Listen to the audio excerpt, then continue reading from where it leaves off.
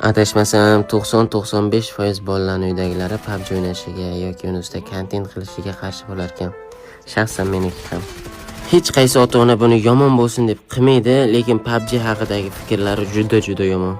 Ba'zi bir PUBG ga osiladigan blogerlarning gapini deb uydagilarning ko'ziga ham PUBG yomon ko'rinib qoladi. Xuddi shunday PUBG juda yomon narsa. PUBGchilar yomon. Chunki biz kechasi ko'chama-ko'cha bezorlik qilib yurmaymiz-da. PUBG o'ynaymiz.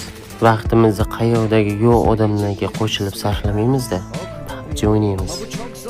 Zamon o'zgaryapti desa, yo'q, zamon emas, zamonni biz o'zgartiryapmiz deyshadi.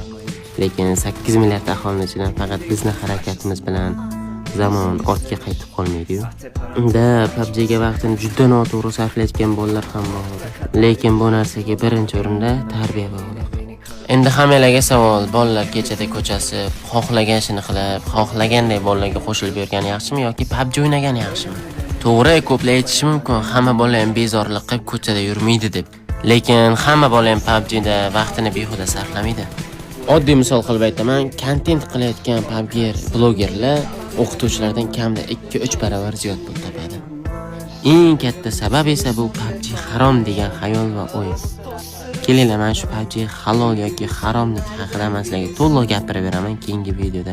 Buning uchun attiga 5000 like yuboraylik. Ko'p emas, jigarlarim.